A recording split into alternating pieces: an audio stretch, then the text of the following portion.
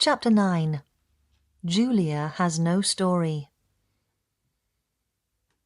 After work I catch the underground to Rosenthaler Platz and then walk home through the park. Away from the corner, the grass slopes into a hill, rare for this swamp city. At the top there is a community centre with a terrace cafe that serves coffee and beer. Saturday afternoons the centre fills with dancing pensioners moving in tender, timeless coupledom. So this starts off with another time marker, after work, just gives that sense of chronology. The pensioners are just visiting. The park belongs to the drunks and the punks. The drunks dress either in tracksuits or old business suits. Each morning they emerge from the corners of the park and shuffle together in an amphitheatre arrangement around the statue of Heine. All day long they hold what look like philosophical discussions, gesticulating slowly with their free hands and clasping tins of beer with the other. They seem to share knowledge of a world where each of them once had a place. So towards the top of that paragraph, you've got a couple of things happening, consonants and assonants with drunks and punks. So you've got the assonants of the vowel sound in the middle of the words, and you've got the consonants of the end letters, punks and drunks. And I suppose it combines to create this sense of a little bit like hendiadys in a way, because both words sort of mean the same thing. It just increases that sense of how many there are around her. Closer to the station are the young people. Here there are women as well as men. They have as much beer and as many cigarettes as the drunks, but a lot more rancour. Their heads are partially shaved or covered with dreadlocks in blue and deep black, their faces pierced, limbs tattooed. Their appearance says both, "Look at me" and "fuck off." So you've got that dichotomy there of the people and the way in which they're described. So they want attention, but they also want to be aggressive. So you've got that sort of dichotomy. And that's the drunks and the punks, but in a way, sort of represents everybody in a way, doesn't it? So possibly by describing them in that way, she's appealing to a more universal theme than just these people, because in a way, we all have that. Maybe it's just me. We all have a bit of that in the human condition. And obviously using taboo language there as well, which is designed to shock the reader. But it's sort of about right, isn't it? It's kind of the sort of language that you'd expect. So yeah, taboo language. There are fights and tears, terrible pain, public in the park.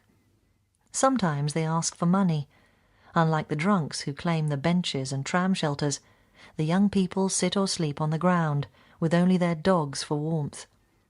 The dogs often look better groomed than the humans, but this afternoon, passing one young man, I realise I probably underestimate the effort required to maintain a coxcomb of 8 12-inch cones of hair, erect and green, every day.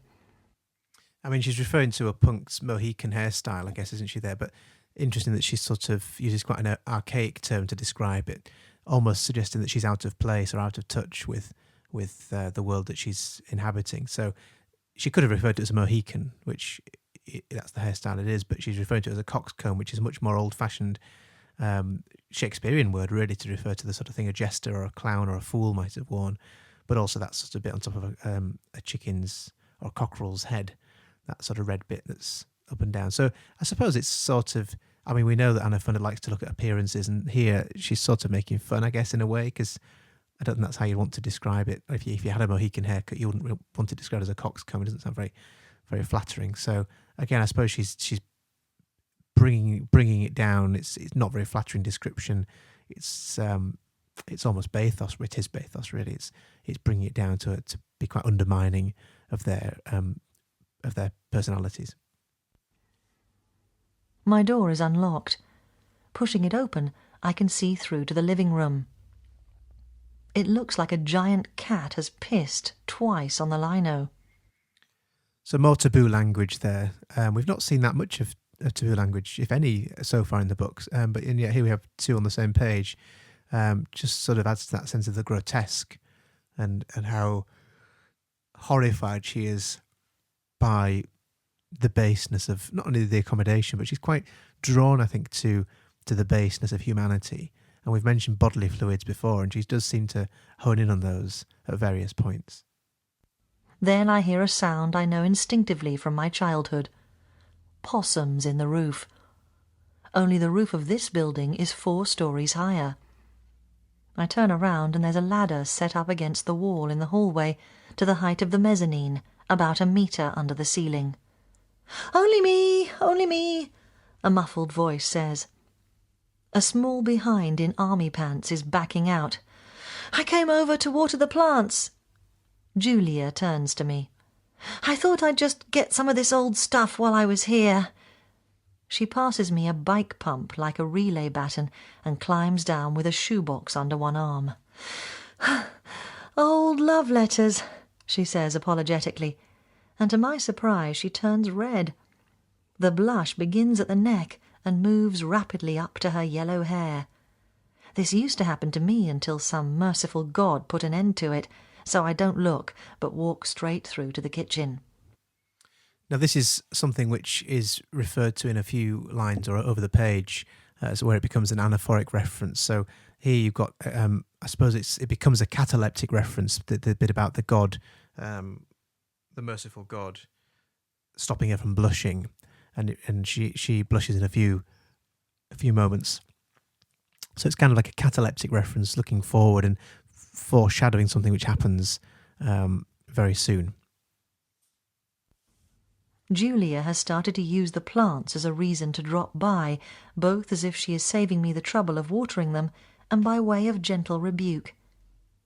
The plants are 2 skinny, crooked, bald-trunked palm things in pots in the living room, and not only is it true that I forget to water them, I forget their existence altogether. Interesting there that she refers to the plants too in quite unflattering terms. Nothing to Anna Funder seems particularly glamorous. She's quite willing to undermine things, and particularly in their appearance. Even the plants themselves sort of represent the way she sees the world, as being bare and what's the word she uses? Skinny, crooked, and bald.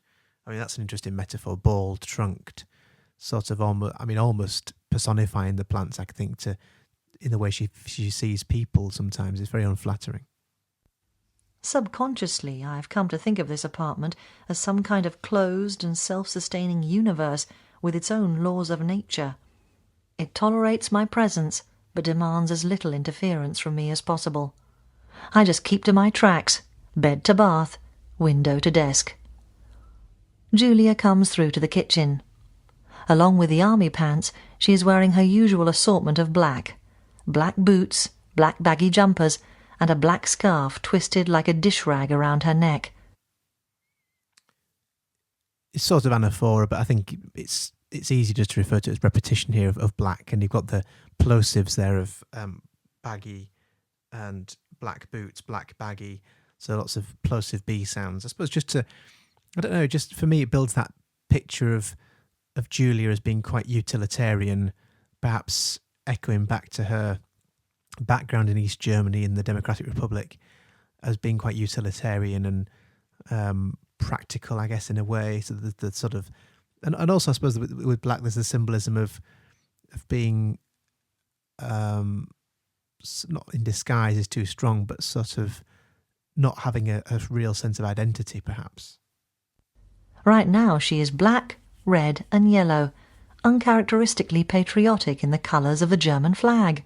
I trust Anna Funder there to sort of pick out something poignant possibly, or pertinent at least, about someone's appearance, whether presumably it's unintentional that she's dressed in the colours of the German flag, but Anna Funder picks up on that because, as we know, she tends to pick up on small details of people's appearance.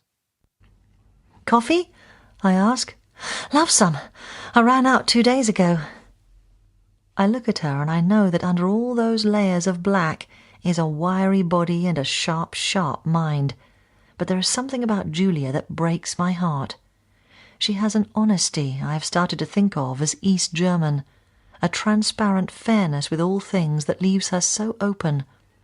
But it's not that. She is a hermit crab, all soft-fleshed with friends but ready to whisk back into its shell at the slightest sign of contact. It's not that either. I don't know what it is. It's an interesting metaphor, isn't it, that she is a hermit crab. Again, it's quite a strong statement to refer to somebody, but it's quite a fitting one. We can sort of understand what that means. And she does elaborate the fact that it's someone who is soft-fleshed but then will retire into her shell. So it's not a very flattering metaphor to use to describe somebody, but it's, again, we sort of know what she means. It's quite fitting and we can associate with it, but it's not flattering. I've been thinking lately about all the drunks and the homeless in the park, I say. There were no drunks before the wall came down, Julia says. I mean, she corrects herself, in the park. No one was homeless as they are now. They might not have been in the park, but there certainly were drunks. Per capita, the East Germans drank more than twice as much as their West German counterparts. Sometimes they had to live in untenable arrangements because of the lack of housing, divorced couples still together, or newlyweds with the in-laws. Whatever the other shortages were, you could always buy beer and schnapps. People were drunk on the job, drunk after work, and drunk at home, putting up with one another in a place from which there was no escape. Yeah, don't we know it? We're in a similar situation now. Well, not drunk, obviously, but in lockdown. We can't escape each other. Anyway, there's anaphora there, isn't there? The drunk at the start of each clause. I've lost it. Drunk on the job, drunk after work, and drunk at home. So just pushing that word drunk with anaphora there. Anaphunda? No, anaphora. Julia adds, you should be careful of those bums, you know. Oh, the drunks at least seem harmless enough. Well, they're not, she says. One of them once climbed up that tree outside the living room window and got in here. Really? What for? I realise I think of the road outside as some kind of moat between me and the park. That's an interesting point. And it's an interesting metaphor to use. Oh, is it simile? Simile. Sort of romanticising her reality, isn't it, in a way? Because, you know, seeing it as a moat is quite a sort of fairy tale romanticism, and I think that's interesting that Anathunda, for all her gritty realism, actually there is some escapism there as well. So perhaps that might be a useful lens to look at the way that she views the world, and particularly when you're analysing it and comparing it to another text. Perhaps just be looking for those clues of how she perhaps is romanticising the reality around her in spite of all the gritty realism. He took a cassette recorder. How do you know who it was?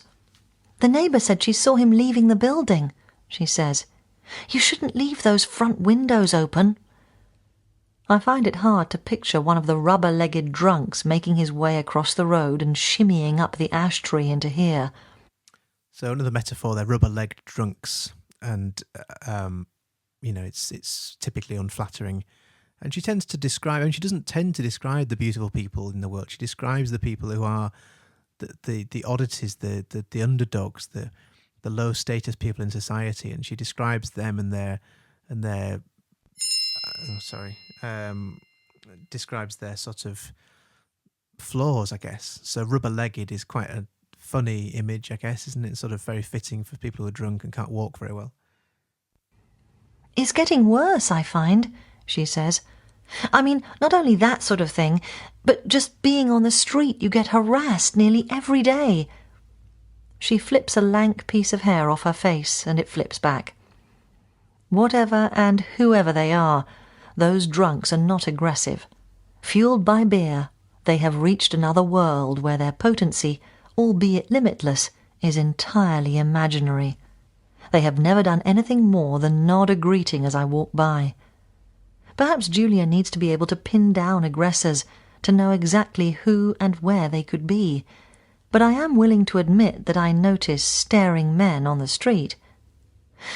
I think that sort of thing happens to me more here than at home, I tell her, although it might be just that I notice things more here than at home. That would be because men can tell you're foreign, she says. What do you mean? I have always assumed I inherited enough from my Danish forebears to pass here incognito. Well, Julia says, you don't look German. Oh? You're too pale. I feel the colour draining from me. Your skin is too pale. Your eyes are too pale. When a German has blue eyes, for instance, they are really blue, not your kind of pale colour. I am fading, blending in with the kitchen walls, which were once white but seem to me now an odd, remarkably flesh-like colour. I look at Julia and she reminds me of myself. Straggly fair hair she doesn't care much about, grey-green eyes and slightly crooked teeth that have seen a bit too much nicotine. So typically unflattering description there of Julia as well, but also of herself. So it's quite self-deprecating description because she reminds her of herself with straggly fair hair and slightly crooked teeth that have seen a bit much nicotine. Well, that's figurative and metaphorical. The teeth haven't seen anything because they're teeth, but it reminds me again of that sort of, I keep referring to it as that Raymond Chandler style of sort of 1920s detective fiction, what we call hard-boiled detective fiction. And it's just using figurative techniques to describe people's appearances in unflattering but also unusual ways. So to say that her teeth have seen a bit too much nicotine is another way of saying, of course, she smokes too much. So I think it's a really interesting figurative phrase there to use, but again, an unflattering one, but very typical of Anna Funder. I wonder whether she started off a true German, much brighter. I don't know what to say, but she's lost in thought anyway. I think it's because my first boyfriend was such a macho, she's saying.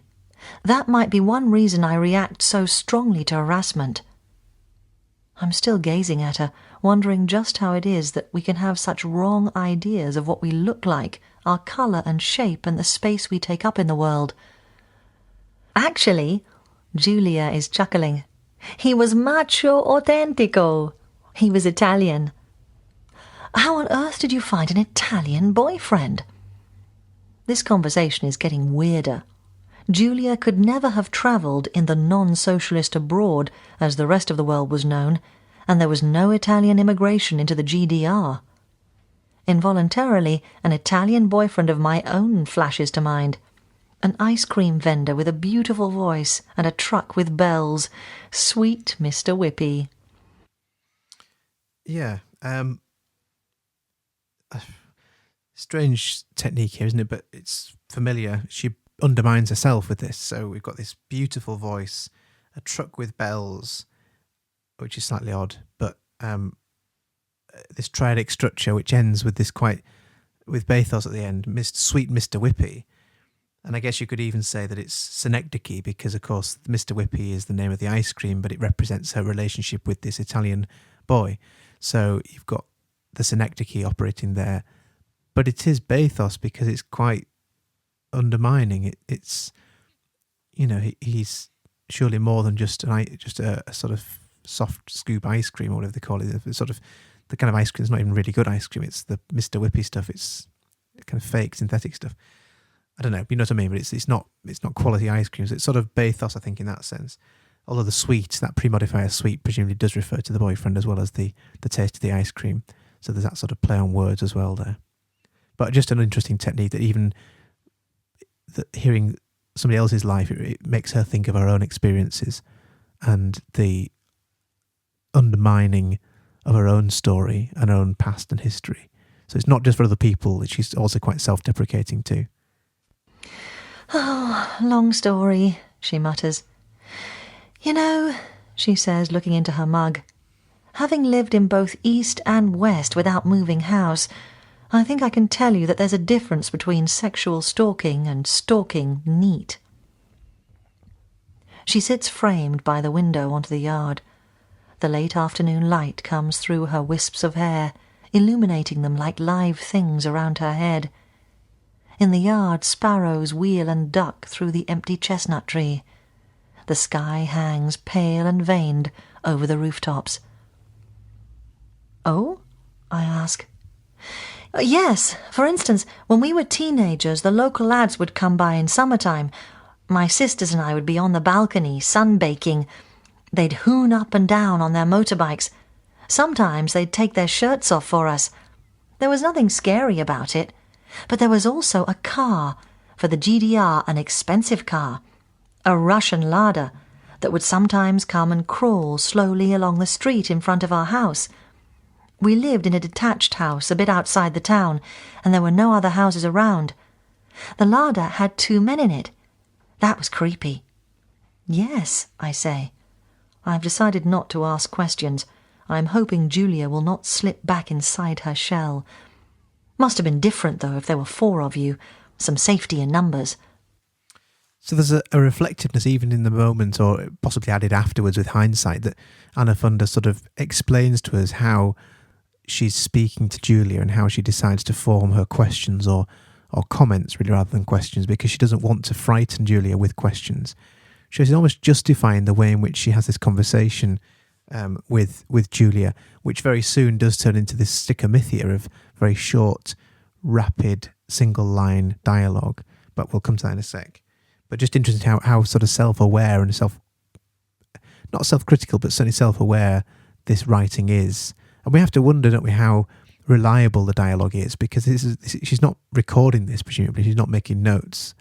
This is all from memory as she sort of recalls this, but it feels very much like it's real. It feels very much like this has happened and this is accurate.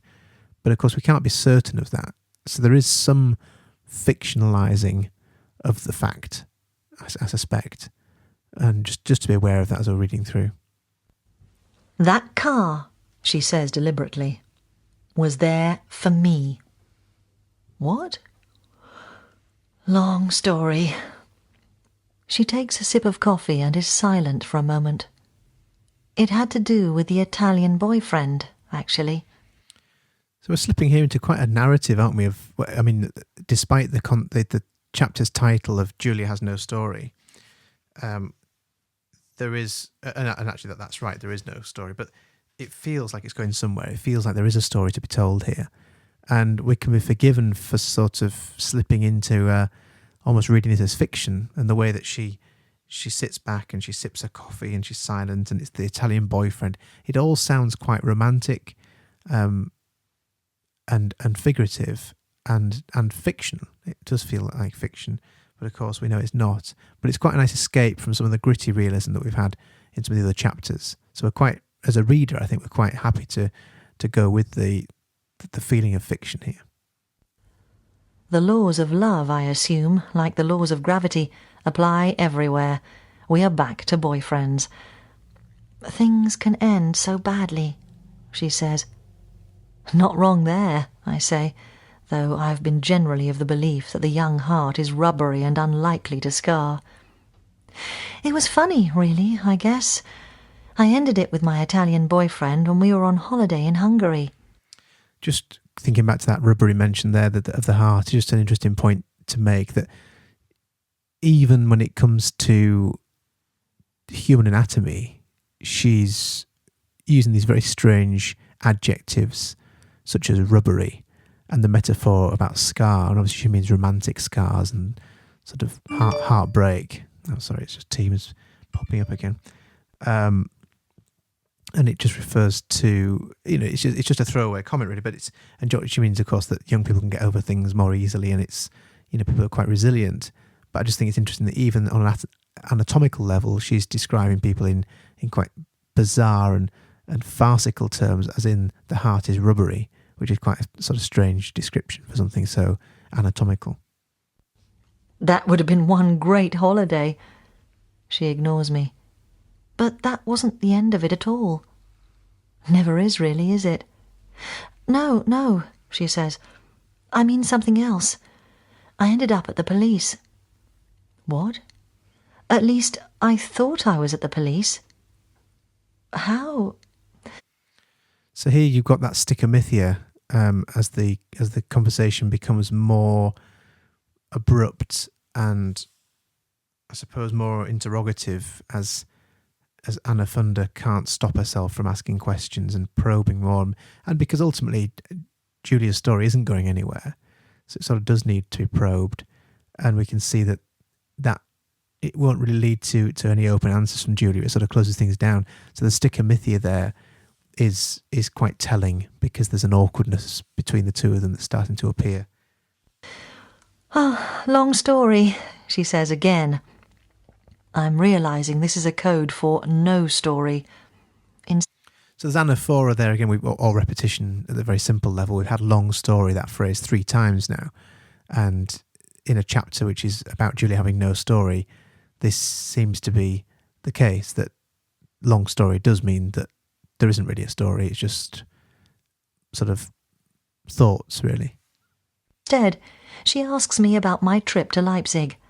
I tell her I met a woman whose life was shadowed and controlled by the Stasi, and about the row of Stasi men now lined up in my life. I say I'm looking out for other people too, who lived through communism, the 20th century's experiment on humans. So just back up a little bit about the shadowed and controlled by the Stasi. You've got that hendiadys there, those 2 words, shadowed and controlled by the Stasi. And of course, shadowed is a metaphor, but it's quite a fitting one.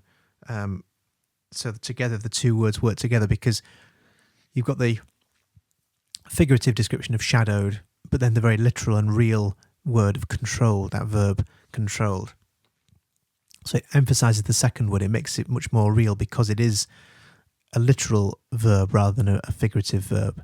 And together those 2 words work as a hendiadys pair of words, both meaning essentially the same thing. Julia glances away. I don't have any story of the Stasi or anything like that, she says. The clock in this apartment works, and she looks up at it. Thanks for the coffee. I've got to go. Got a class.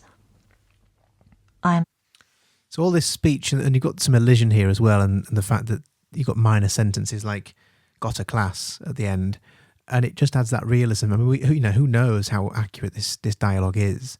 It seems very accurate for what is a very casual conversation. It seems unnaturally accurate and precise. And unless Anna Funder was recording this, which would be more like the Stasi than she probably intended, it seems to have been fictionalized slightly and edited and narrativized, I would say, to become part of this story as it is, and it reads like that story. So, but the direct speech is important because it needs to feel real, and of course these are real people. So the direct speech that we have there is really important. Suddenly far away, thinking of old boyfriends, more experiments on humans.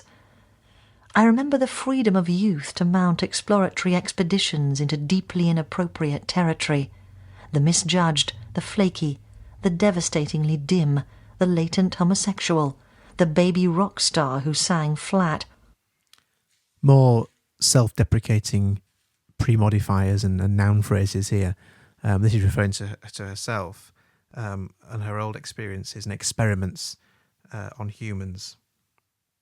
And you've got that asyndetic list there, haven't you, to show just how extensive these experiments were, from the misjudged, the flaky, the devastatingly dim, the latent homosexual, the baby rock star who sang flat. So again, none of those are particularly flattering. In fact, it's hard to find one that's sort of flattering. So you've got this asyndetic list of what she seems quite embarrassed of her past. And that asyndetic list sort of bunches them all together as these sort of mistakes or her own foibles, really. Afterwards, there's something one does to past lovers, a kind of post-mortem of memory manoeuvre that aspirates all the gooey parts, leaving them dried and stable, unable to bite. The taxidermy of lost love. I don't want to be left here alone now, with all those stuffed heads in my attic, shaking in high winds. Old boyfriends seem like safer ground than old Stasi men. I wanted to stay.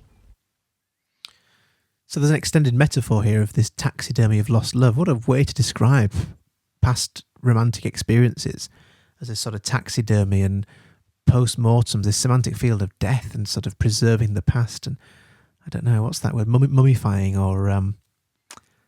I've forgotten the word. What they do, they inject with formaldehyde, don't they, to preserve corpses. I can't remember the word is now, but it's all in the semantic field of death and sort of preservation, I guess, and even things like gooey parts and keep leaving them dried and stable, unable to bite. I mean, it's all very figurative, and extending this metaphor to the point that she doesn't want to be left alone with these stuffed heads and taxidermy, stuffing dead animals usually, but it's quite horrific and grotesque. So even the sort of nostalgia of past relationships, she now coats it in that typical Anna Funder style of the grotesque. Julia puts her shoebox of love letters on her lap and pushes her chair out. I can't stop myself. Please stay, I say. She looks up and I can see that she's surprised by my neediness. Okay then, she says. She puts the shoebox back on the floor with a small cardboard thud. Right, I say, and then the gods abandon me and I blush from collarbone to brow, crimson. So there's our anaphoric reference linking back to the kindly gods, merciful gods from the previous page that stopped her from blushing. Oh, sorry, I'm not bored. Well, I suppose I am bored of sitting in this room talking to the wall. So I do apologise. I'm not. It's nothing personal. I just recording podcasts for different classes as well, and year 10 mainly doing War of the Worlds, and it's kind of making me go mad really. Let's keep going. I get up to heat more water in a saucepan on the stove. Standing, I can see the corner of the yard where the high stone walls meet, closing us in. A sandpit is tucked in there, and next to it a wooden table. Opposite, the crooked stables seem to be inching almost audibly towards the ground. We drink more coffee and she stays. Later on we make a meal from what there is in the fridge. Smoked halibut and bread and cheese, with fennel tea. Julia and I were born the same year, 1966, which makes all kinds of maths in our parallel universes possible and immediate. She was 23 when the wall fell, part of the fortunate younger generation which could catch up with its Western contemporaries. She could get an education and a new life, instead, like many older people, of just losing her old one. But Julia is still studying some, by her own admission, obscure Eastern Bloc languages at Humboldt University, languages which can only be of use if she goes to hide out in the obscure places in which they are spoken. Students in Germany often stay at the university into their late 20s, but it seems to me that she is never going to leave. I'm curious about her. A single woman in a single room at the top of her block, unable to go forward into her future. So more figurative language here, in that sense of, I don't know, Anna Funder looking for a story, and it's always that undermining possibly of the chapter title, where there is no story, and I think here there's a sense that there is a story to be told and that Julia can't progress. There's no narrative progression for Julia. She's trapped. And of course it's figuratively trapped, but it means that she can't really change her life. She seems to be stuck in her own life. So just interesting to look out for the fact that Anna Funder is always looking for the narrative, always looking for the story, which of course she would do. That's what she's doing. But you can see it's quite transparent. Usually in most cases you can see that she's trying to do that. And I think that's a useful way to look at her narrative style when you compare it with somebody else's. There are things I don't remember, she says. I can't tell whether she means she makes it a practice not to think of them, or she cannot recall. To my relief, she has started to talk anyway, and she has the kind of finely articulated voice you occasionally come across here, which can turn this barking language into a song of aching beauty and finesse. So another metaphor there of the barking language of German into a song of aching beauty and finesse. So you've got that, I don't know, it's unflattering metaphor, barking. It suggests quite aggressive, doesn't it, I suppose? And you know, if you want to stretch it, I suppose bestial and animalistic, but I think just aggressive is fine. But then looking for the romantic as well, so into a song of aching beauty and finesse. So there's that looking for the romantic as well. And there are sort of moments, aren't there, glimpses of light and sweetness in what is otherwise a very grim read. So just worth looking out for. There are moments, there are flecks in the dark narrative of these little moments of sort of optimism and romance, which perhaps tells us more about Anna Funder's own sentimentality and her own nostalgia, possibly her own need to escape. And I suppose you've got to question as well why she's come to do this in the first place. It's investigative journalism in a sense, but you've got to think that there's got to be a bit of escapism possibly from somebody who wants to do this and actually delve so deeply into this other world, and what is it she's escaping from to do this. I mean, that's just me psychoanalyzing why she would want to do it, but I think there's a bit of that. Julia Berendt is the third of 4 girls. Her parents, born during the early years of the war, were both high school teachers in a town in Thüringen, the small state tucked in the southwestern corner of East Germany. Like many families, the Berendts were ambivalent about their country. "We weren't dissidents, we weren't in church groups or environmental groups or anything like that," Julia says. "We were an ordinary family. None of us had ever had a run-in with the state." Nevertheless, they lived with a distinct sense from the minute we woke up of what could be said outside the home, very little, and what could be discussed in it, most things. Just a quick point about the parentheses there, and whose voice that is, because you've got the direct speech of Julia, but you've got the parentheses, which presumably is Funder's own voice there. But it's just worth looking at that. She tends to use parentheses, and it might just be worth picking up on that if you find that elsewhere and want to use that as a point of comparison, that perhaps that's her own voice there, adding explanation, adding depth for our benefit as the reader. Just worth looking at. Julia's parents had different ways of managing their relationship with the authorities. Her mother, Irene, is a practical woman. She didn't expect a great deal from the state, and she didn't rock the boat to change it. As a girl, she had been a swimmer, a high jumper, and a trapeze artist. She told her daughters they could be anything they wanted to be. Julia's father, Dieter, is a sensitive man. He wanted to better what he saw as a flawed system, but one which, from its founding premise, was fairer than capitalism. Unlike his wife, he was a joiner. He joined the Free German Youth, the Freie Deutsche Jugend, or FDJ, the communist successor to the Hitler Youth, and later, as many teachers were encouraged to do, he even joined the party. So she's giving us there the German language as well, just to give us that sense of authenticity and that realism. Not to protect us from the actual German language, but we're immersed in that German language to give that sense of realism. For his pains, his country made him a pariah and his life a misery. Every Wednesday before the party meetings, Dad would be in a foul mood, Julia says, really grim. Dieter spoke up against things he disagreed with, such as recruiting 8th graders for the army, or teaching boring Russian socialist realist writers. He would come home hollow. They dressed him down like a child there. Again, quite a figurative description of her father there. He would come home hollow, and it's probably quite accurate, but it's just another... I mean, I suppose these are Julia's words, not Anna Funder's words, but it's just interesting that it just adds that grim sense of being hollowed out or sort of empty and passive in this control state. In the GDR, people were required to acknowledge an assortment of fictions as fact. Some of these fictions were fundamental, such as the idea that human nature is a work in progress which can be improved upon, and that communism is the way to do it. Others were more specific, that East Germans were not the Germans responsible, even in part, for the Holocaust, that the GDR was a multi-party democracy, that socialism was peace-loving, that there were no former Nazis left in the country, and that under socialism, prostitution did not exist.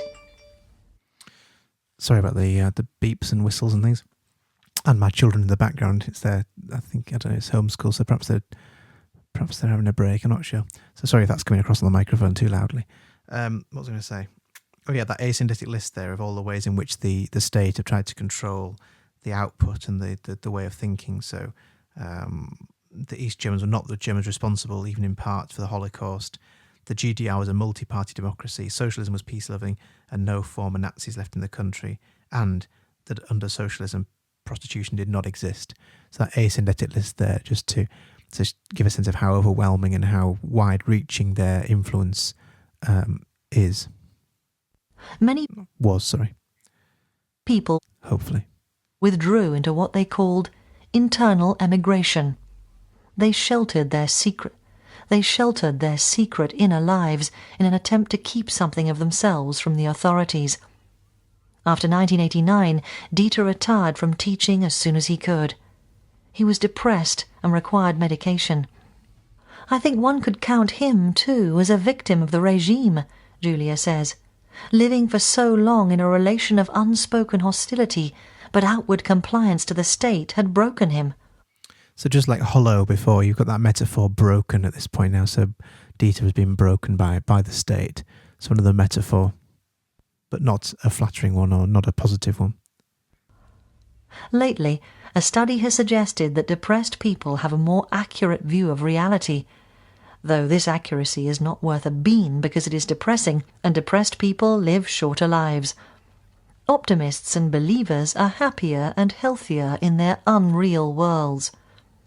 Julia and her family, like many others in the GDR, trod this line between seeing things for what they were in the GDR and ignoring those realities in order to stay sane. Ever since she can remember, Julia was interested in languages. Before she could read, she was fascinated by the Roman and Cyrillic letter systems she'd find around the house. At school they were taught English very badly and Russian. Julia won first prize in the state Russian competition, a trip to Moscow. Curious about the world, she had pen pals in Algeria, the Soviet Union and India. Her spare time was spent formulating letters in French, Russian and English and sending them off to the outside world. Julia wanted to be a translator and interpreter. I was growing up in the 1980s at the height of the Cold War. People really thought that the US and Russia might start a nuclear confrontation, and in the GDR we were on the front line. It was sort of naive, but I thought that by facilitating, even in this small way, communication among peoples, I could make a contribution. She shakes her head at herself, as if embarrassed by the extravagance of her hopes. But I don't see why a talented linguist who believed in her country should be embarrassed by this goal. Then again, I don't see in front of me a talented linguist who believed in her country. I see a woman who leaves her past in a box, but then comes to collect it, and whose part-time study and part-time rental agency work keep her only part attached to the world. So a familiar ending of Bathos to that section, quite aspirational hopes and dreams from Julia, but then brought back down to this very bathetic ending, which uses anaphora in a triadic structure. So you've got whose part-time study, part-time rental agency, part attached to the world. So you've got that bathos there because the last of that triadic structure is, well, it's unflattering, isn't it? But it's also, it's quite negative, really. Part attached to the world. It's sort of stretching the idea of being part this, part that, but also part attached to the world. So using that anaphora to set up that bathos at the very end of that. So the ultimate point is quite unflattering description of somebody in spite of what could have been quite a prosperous career path. And yet bringing it back down with a thud with that bathos at the end, even to the point of using that triadic structure anaphora to do that. So quite a sophisticated way of doing that, I think. Like her father, Julia believed in East Germany as an alternative to the West. I wanted to explain to people overseas about the GDR that communism was not such a bad system. She didn't want to leave. We watched a lot of Western television, and I knew about unemployment, about homelessness, about hard drugs, and prostitution. Prostitution! I mean, how is it people think they can just buy a person? That was incredible to me. She doesn't seem bitter about her belief in the GDR now. She seems somehow nostalgic. She shivers. I go down to the cellar for more coal to feed the heater. When I come back into the kitchen, Julia has not moved. I'm relieved. I half expected to find one of the yellow sticky notes she sometimes leaves for me in her fine handwriting. Just remembered an appointment. Sorry, J. But she wants to keep talking. The edge of the linoleum table has come loose, and without thinking, she is stroking it flat. The memories do not come in the right order. As I listen, I think this is because she has not voiced them much before, but there may be another reason. Something her mind keeps returning to, which she veers away from telling. Interesting symbolism there of stroking the linoleum flat on the table, and that sort of subconscious need to restore order and to sort of flatten out not just the actual tablecloth, but her life story possibly as well. That sort of need to control and iron out the creases. Just a sort of a symbolic point, but I think she adds that there for that purpose. Otherwise, it's a meaningless point to make. And that's it for this chapter. So see you again for the next one.